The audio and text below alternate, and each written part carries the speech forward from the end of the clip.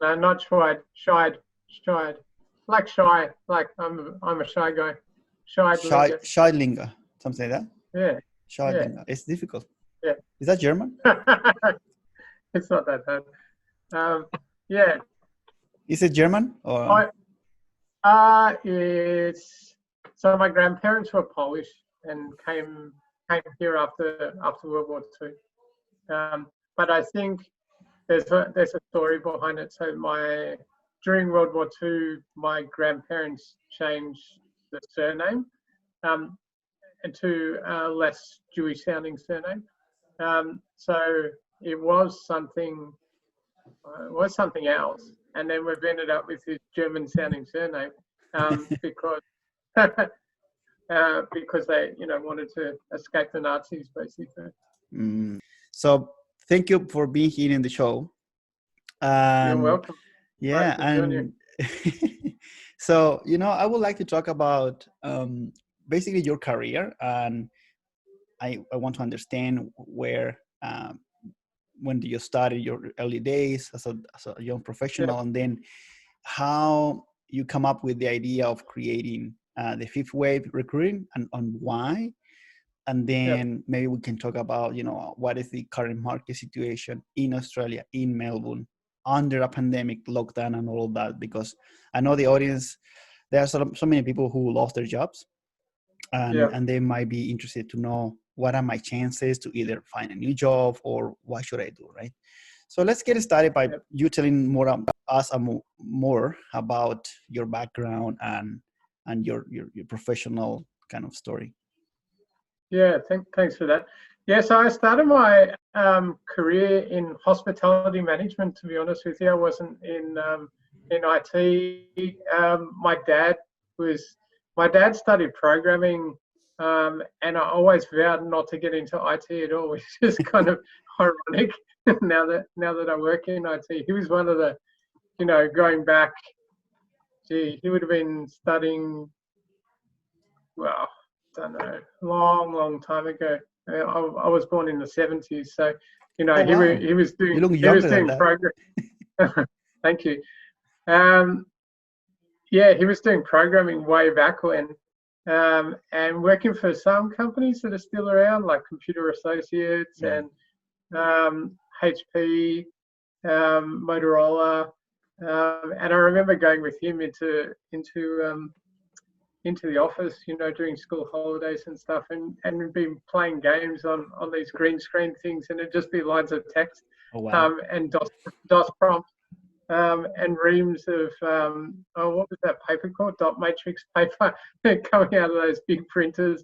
Yes. And computers kind of the size of houses. So that's a long time ago. But yes, I was originally a butler. After studying hospitality, so I worked for the Consulate General of Japan, and I left that. I got a bit bored. I mean, it was exciting stuff. I got to meet sumo wrestlers and princes of Japan and Kylie Minogue and prime ministers and stuff. Oh, wow. But on a day-to-day basis, it wasn't that exciting, to be honest with you. And so I ended up leaving, and I had a mate who was in sales working for a company called Pitney Bowes. And he said, Darren, you've got the right attitude to make it in sales. I was like, nah, I'm not, it's not for me. I'm not interested. But anyhow, he twisted my leg, and I did very well. And then after that, worked for a company called Experian. And so I went, the Pitney Bowes was more on the hardware side, and then subsequent to that, every role I've had is more so in the software side of vendors. So I've worked for companies like SAS and SAP. And the last place I worked was a data analytics consulting space. And, so that journey has been quite closely tied over the years to data analytics, and I really saw that as my interest. There was stuff in there that I didn't really understand, like AI and machine learning. Way back when I was like, this stuff sounds really cool. I think there's still not many people understand it anyways nowadays. Yeah, hasn't changed much. a widely used term, right? But in reality, the typical layman doesn't really understand what machine learning is or what AI is, and there's an aspect of fear factor to it. There's an aspect of, will this thing take my job? And then there's the reality, which is quite different. But yeah, so it was quite interesting. My last job, the organisation was quite Sydney centric. So when we needed to hire for extra consultants, I often got involved in that hiring process. And on a frequent basis, we had to use external recruiting agencies because nobody internal, there wasn't an internal recruiting function. And I got a bit frustrated with the process from a customer point of view. I found that the average person who worked in recruiter kind of came, many of them, I'm generalizing, but many of them came from that, English backpacker background, and they were quite young, nothing wrong with that. But the conversation I didn't find really resonated with a person of my age. And I found it a very transactional experience. And then when it came to the skill set, if you're thinking about data and the analytics space, they didn't really get it in depth. They didn't really understand. And that's, there's probably not much they can do about that besides upskilling themselves. But they didn't have a tenure, excuse me, typically in the analytics space. They'd taken it on as a role as they'd, jumped into their first sales gig, which was recruiting, and then at some stage gone, let's try data analytics. And they've tried it for the right reasons, which is it's a great area to be in.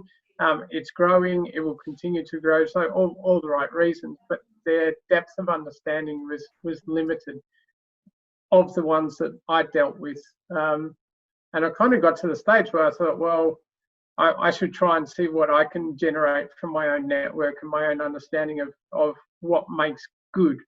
And one of the other frustrations to add to that was we were recruiting for consultants typically, sometimes salespeople, but more often than not consultants. And the difference on a CV between, say, a developer and a consultant and a contractor, quite often you can't tell that. So on a CV, you might have, like, as an example, you might have Tableau skills, you might have Ultrix skills, you might have, I'm talking about tech skills, but reading the difference between what is a consultant and what is a developer, or what is, in your case, looking at your more recent history, a pre-sales consultant or a software engineer, and how do those CVs differ on paper?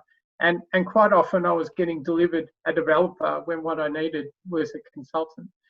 And again, that's not a fault of the recruiter, but it's a lacking of their understanding of the difference between the different role types.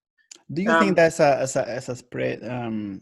It's a well spread problem, because it seems it's not just for the analytics and IT kind of work, but across the board, I see people complaining sometimes about that the recruitment process is not as lean or as effective sometimes. So do you think this is a known issue across the industry, or is I'd say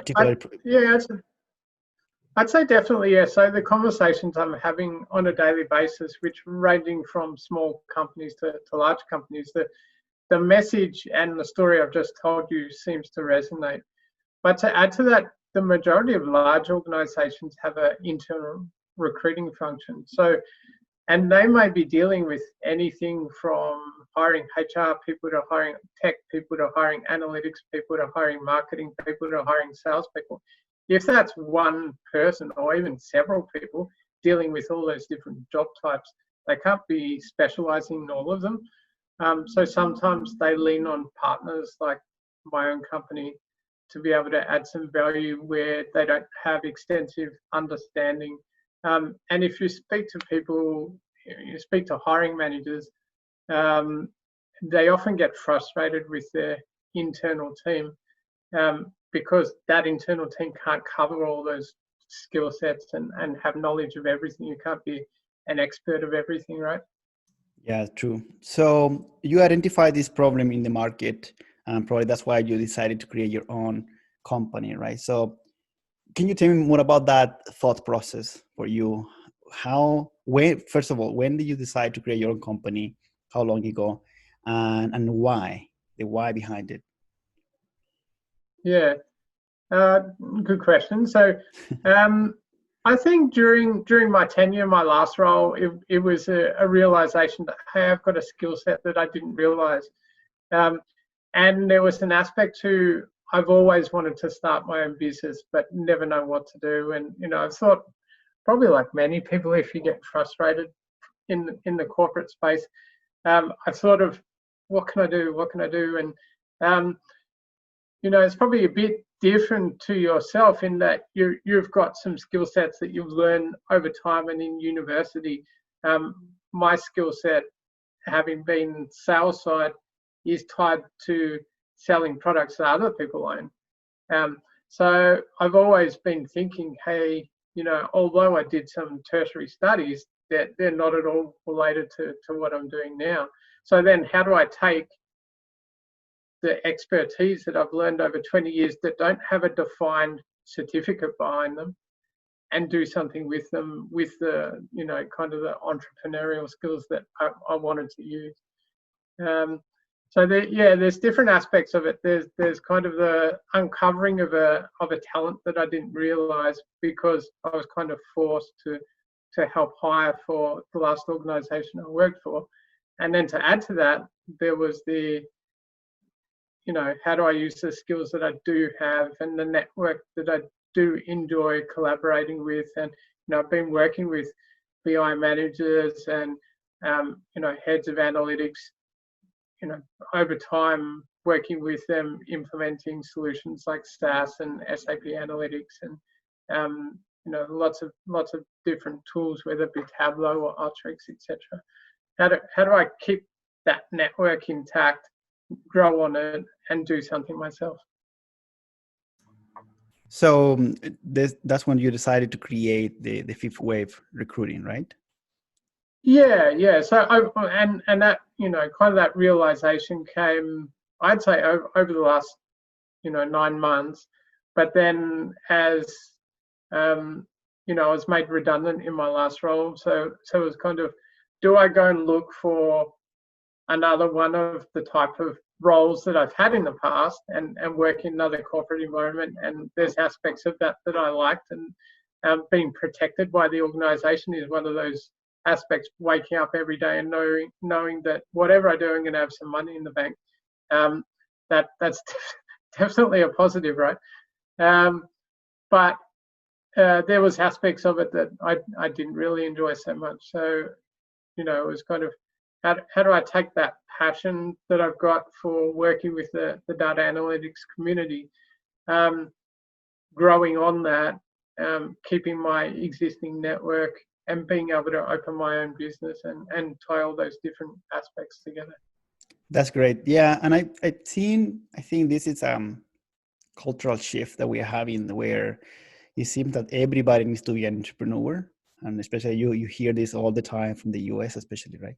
Like everybody needs to be an entrepreneur. So what are your thoughts on, traditional corporate jobs? And then how do you think, especially the pandemic, is going to affect those typical, roles that, as you say, IT or data or whatever, they were usually permanent roles. And now it seems to see this shift towards more contracting, non-permanent positions happening in the market. Do you think it's going to be a new normal when we go back to normal? It's going to be a new normal where companies are just hiring for specific projects and roles for a short period of time instead of having a big payroll?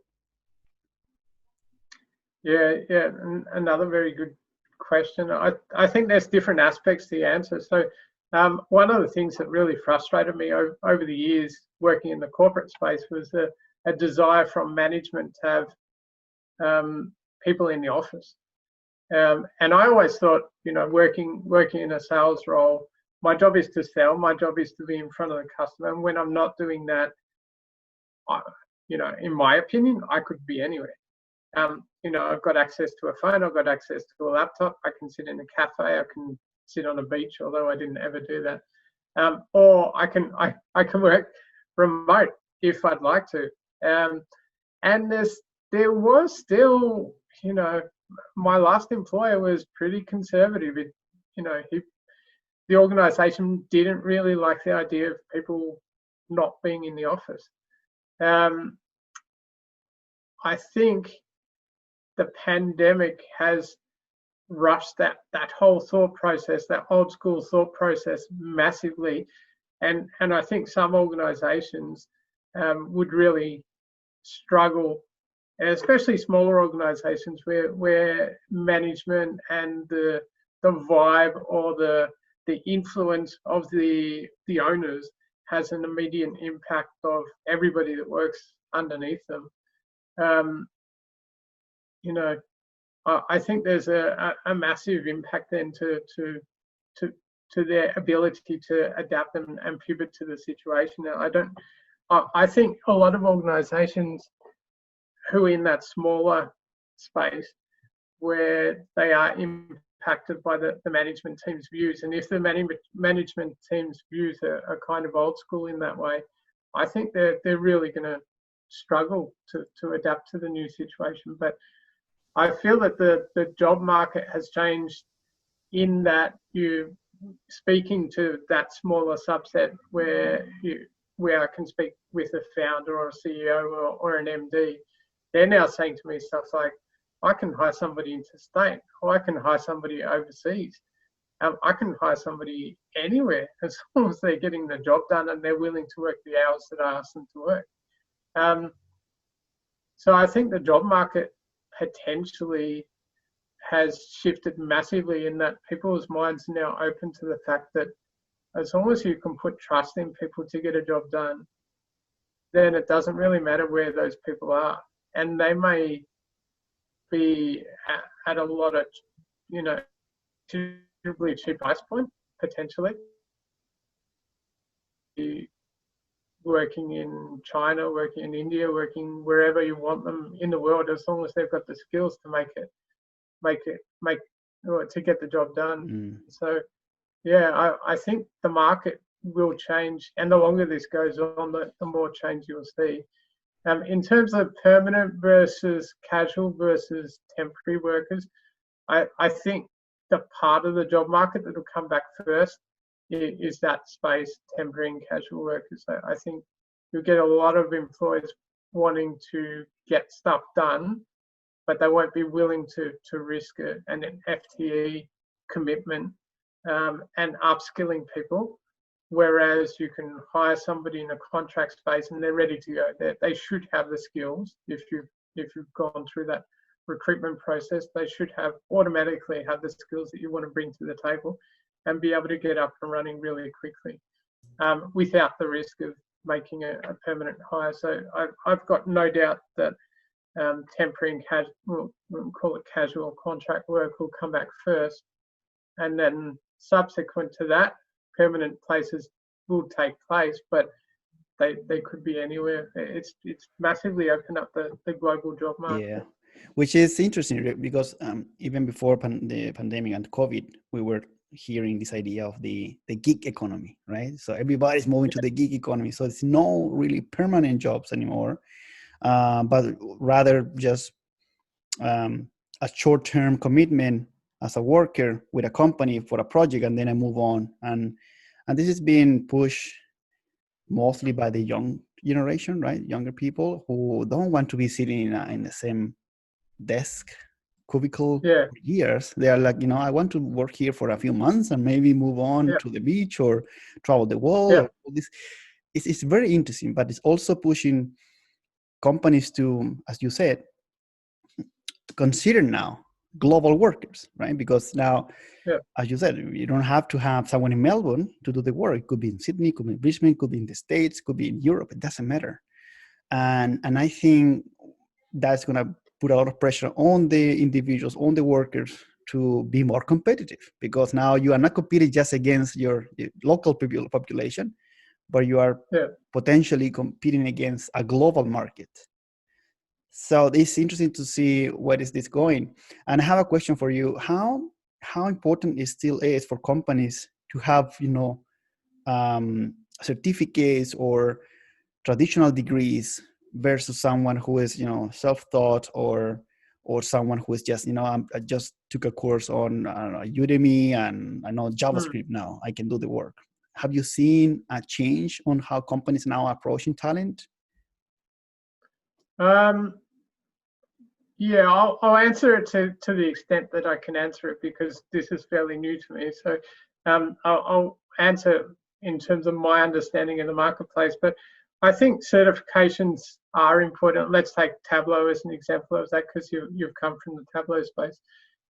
You can put Tableau on your CV, and you might have done a Udemy course.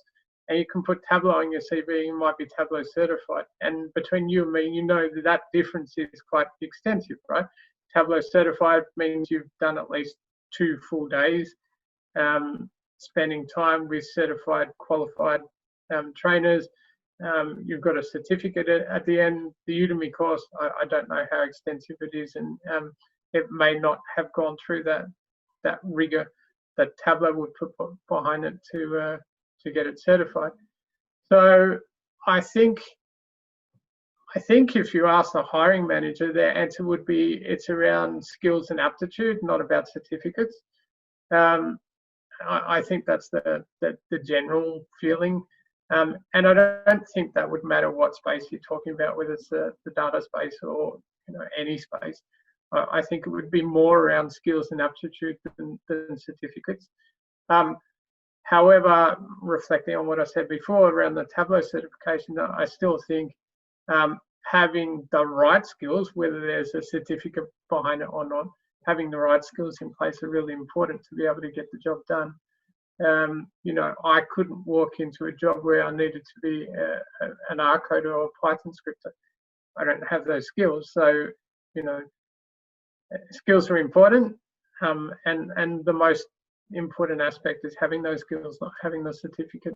So let's say I'm going to put myself in the position of a person who is looking for a job and a candidate, right? Yeah. And I handed my resume to you because there is a role for, let's say, Power BI developer, right? But I don't have a degree. I didn't went to university. I don't have a computer science degree, but I have extensive experience in Power BI. Would you consider me as a good candidate, or would you say, this is no chance a company will hire this guy because they don't have a degree from a traditional university or institute? I haven't had an employer ask me for a degree so far. I think education is part of the process that an individual goes through. You go through your primary school and your high school, and typically you go to university as well. But I think the average employer these days is looking for what skills and aptitude can you bring to the table, not what certificates and degrees you bring to the table. So I would look at it as, does that person have the right background? Is it extensive enough? How good a communicator are they? It's fine to have a CV that talks about lots of experience, but if you can't communicate, where does that leave you? A lot of data roles, really rely on the ability to gather stakeholder requirements and be able to communicate with the business stakeholder. And that's a skill that would take a data person in general a hell of a lot further in their career. Communication skills would take people a lot further in their career than a certificate for this or that. And that's interesting, because that's not something that you will learn sitting at the university, right? That's something that comes usually with experience, by doing the work, by talking to different stakeholders, by participating in different projects. So it is also this component of how long are you been doing this? And that's probably the challenge that younger people are having fresh when they're coming out of uni, or they're just getting started in life, because they don't have that experience. And that leads me to my next question. what are you seeing especially in the Victoria, Melbourne market right now, with all this lockdown happening? What are some challenges that you are having? Because the way that I see recruiters like yourself is like you are the connector, right? You are the bridge between Yeah. a company and a job that I might want and myself as a candidate. So what are some of the challenges, if you can share any, that you are having today when trying to connect these two parts to work together? Yeah, yeah. I think for myself as a new business, the challenge is for larger organizations, they're still recruiting. Like if you look at the utility sector, some of the financial sector, and government, and there are e-commerce. There's some sectors that are still recruiting, others that are doing massively well. Like you look at the West Farmers Group and the e-commerce websites like your Kogan's or your Catch.com. They're all expanding in their data analytics space significantly. My challenge at a personal level for my organisation is, my business is new, therefore I'm not on this panel or that panel, and my ability to influence is limited because I don't have a commercial relationship yet in those spaces.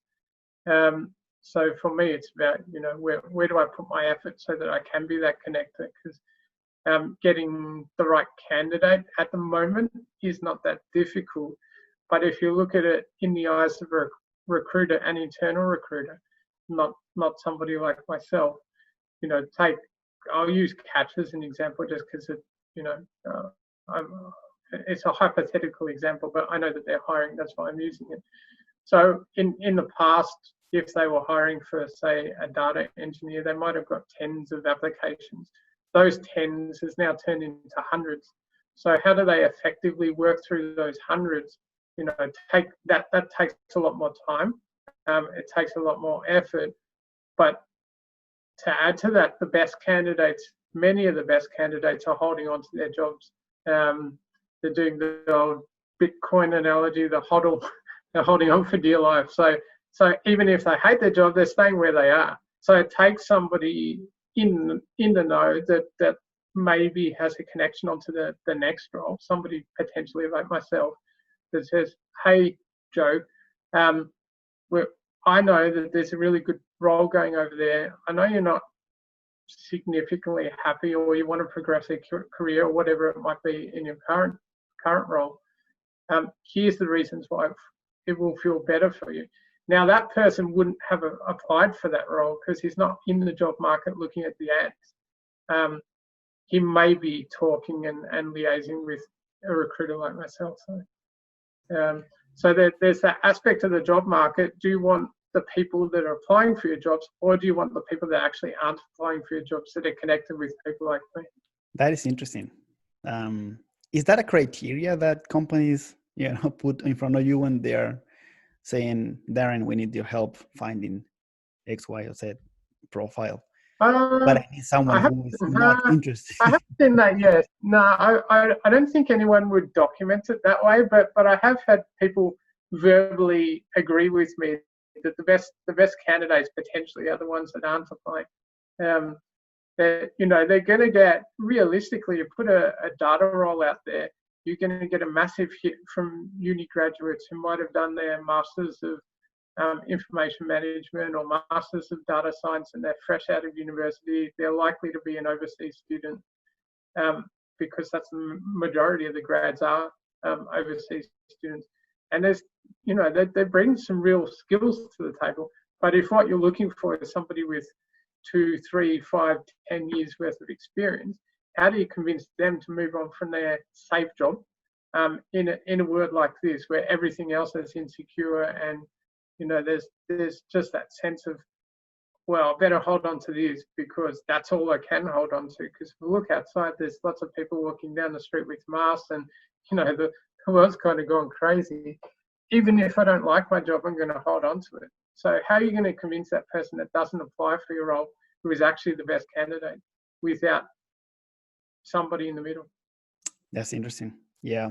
And that's the challenge, right? How to convince them, how to work them out about thinking, this is the reality right now. And if people is good and they're staying in their jobs, I'm not going to Yeah. move right now. I mean, that's kind of the wise advice right now. Don't, if you have a job, keep it. Probably don't play around, because there is so much uncertainty in the market Yeah. that we don't know for how long this is going to be prolonged, or for how long we're going to have this situation going. And probably there's many people saying we will never go back to normal the way that we knew. It's going to be a different normal, a different situation. So it's going to be interesting to see how this rolls out.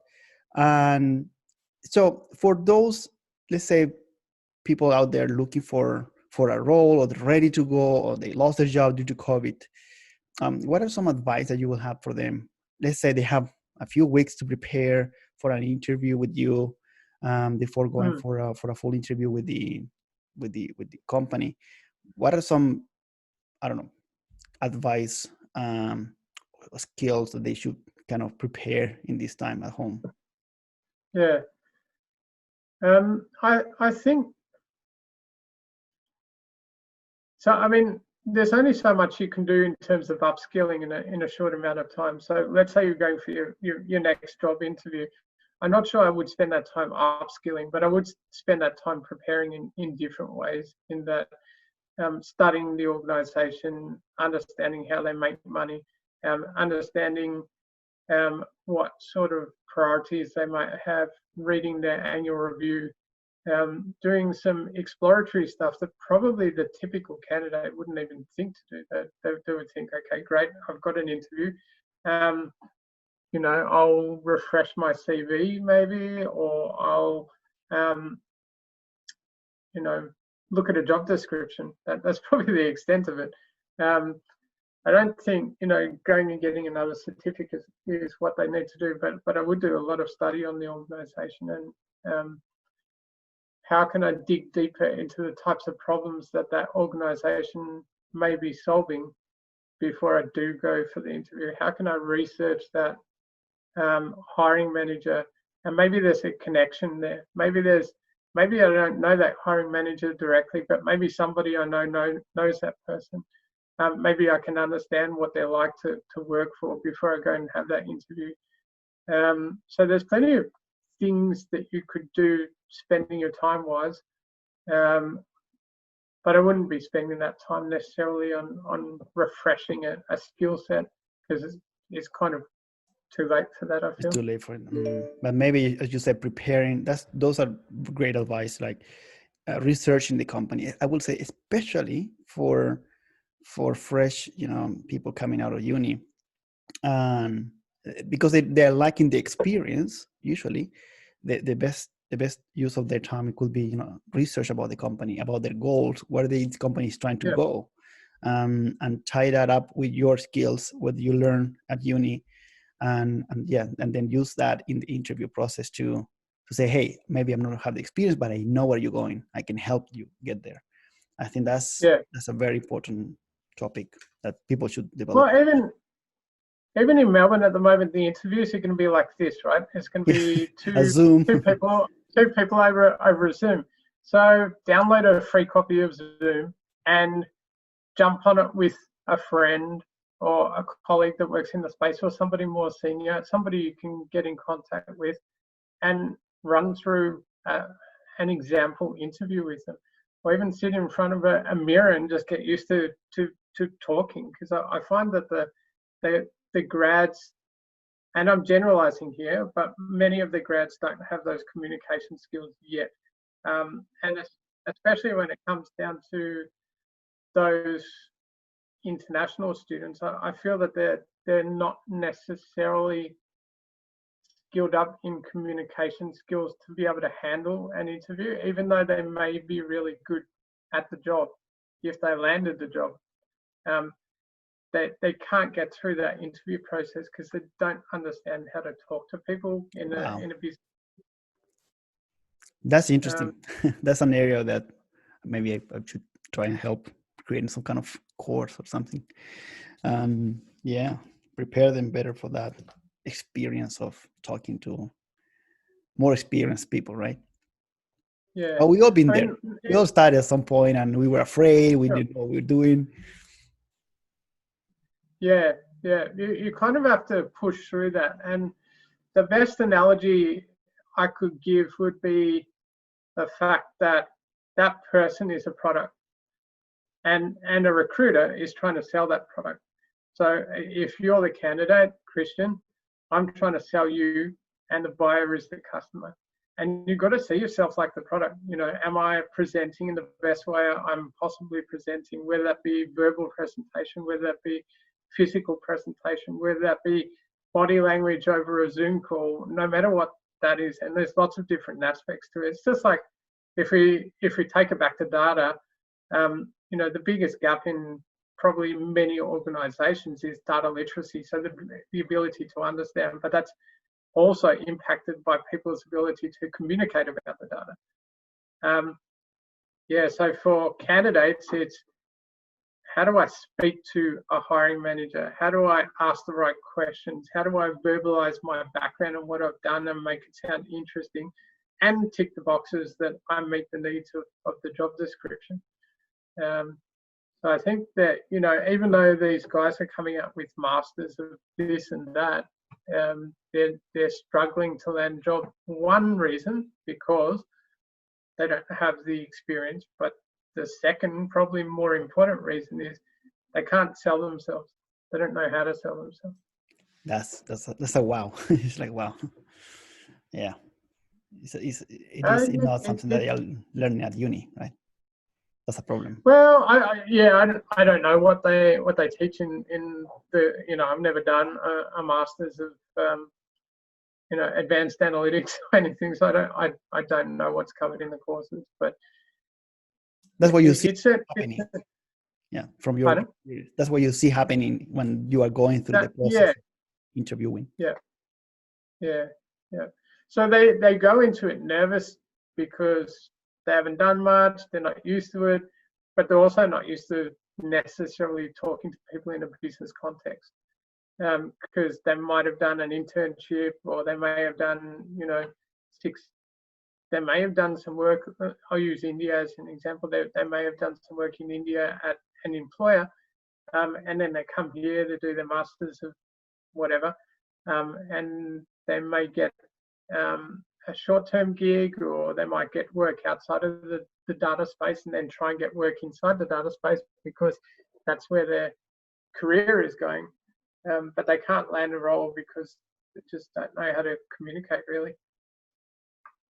That's the great advice for people out there to, you know, improve. And this is something you can practice, right? As you said, maybe start talking to the mirror, or, you know, take your phone and record yourself and then review it. It's embarrassing. We all get it. I get it when I got it when I started the podcast. I was, this sounds awful and embarrassing, but you have to just keep going. And at the end, it's just one person talking to another. So great advice there. I think the pandemic. Sorry to interrupt. Go ahead. The pandemic in general has massively pushed the average person to be in a situation like this, where you know, you're as close to face as you can be, and many people aren't used to being on camera or being recorded. You know, I'm not necessarily used to it, although I've been in sales 18 to 20 years. You know, my natural instinct is introvert. So you have to push yourself to be able to do these things and get to where you want to get to. Sorry, you go with your question. Yeah, and I was thinking, you know, I'm assuming you might have some openings right now, some roles that you are looking to fill up in the next few weeks. So where can people either reach out to you or go and see those openings that you are holding so they can apply and talk to you? Yeah, so the website is www.thefifthwave.com.au, and LinkedIn is another way they can reach me. Yep. They're the two most prolific channels in the space at the moment. The stuff I'm working on is mostly contract, not permanent, but, you know, my business is still fairly young, so I'm working constantly to develop and expand to new clients. Yeah, awesome. And the other side, as you said, the other side is, you know, the companies and how organizations can work with you. So the same thing, right? They can reach out to you over LinkedIn and start a conversation. Yep. LinkedIn has all my details, my email, my mobile, and the website. So if you can, if there are potential customers for you out there listening to the podcast, what would you tell them to work with you, and maybe think about the different areas where you can help? And I think what I like about your experience is exactly that, the experience, right? You are an IT guy coming to the recruitment market with the background required to understand the candidates, to understand their roles. But maybe you can expand more on that idea. Yeah, thanks for that. I like to look at the hiring experience as if I'm the hiring manager, paying, potentially paying these people's salaries. So I try to take that aspect to it, and I hope that the experience working with me is different to the norm. I hope I can bring value in understanding their business and the way they're structured, just as if I was working within the organization. My hospitality background means that I'm trying to go above and beyond for every single customer that I'm working for. So I'm hoping that my point of differences include the fact that I'd like to make this less transactional and more of a long-term relationship, and that I will understand what they're looking for, both in terms of technical skills, but also my ability, because I'm not as young as some of the recruiters in the market that may have been doing recruiting for longer than I have. But my ability to assess a person based on cultural fit and EQ and stuff that you can't really measure.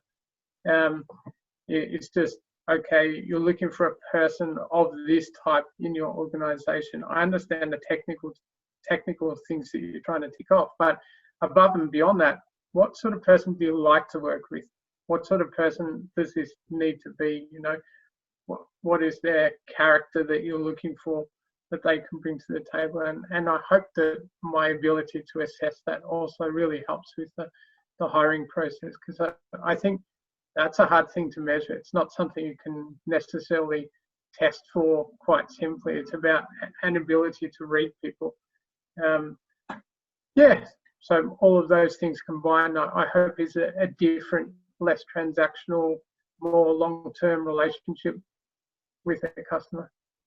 Awesome. And do you work with customers in Victoria alone, or are you prepared to work with customers all over the place in Australia? I've already, all over the place. I've already done some work in Sydney and doing some work in Melbourne at the moment. I've got candidates in different states as well. So willing to work in any part of Australia. Yeah, especially now with this remote kind of system we are all doing. Yeah, the barriers, the physical barriers are coming down. So yeah, awesome. Thank you, Darren, for your time today. And if there is anything else that you would like to add at the end of our interview? I'd like to thank you for your time. It's been good chatting with you. The data space is only going to improve, and I know it's difficult for a lot of people at the moment, but I'd say hang in there, try and do some stuff differently. Get a mentor if you can, if you're a candidate in the market. Spend your time on meetups rather than certifications. So when it comes down to it, this or any business is only about people when it comes, really. So spend your time with people and less time with certifications would be my advice for the job seekers out there. That's great advice, Darren. Thank you very much today, and I will be posting this soon so our audience can also listen to it and reach out to you. I'm going to put the link of your company in the description so people can, if people is either job seekers or they are companies looking for talent, they can reach out to you and start working with you. So thank you very much and have an awesome day. Thanks a lot. Thanks, Christian.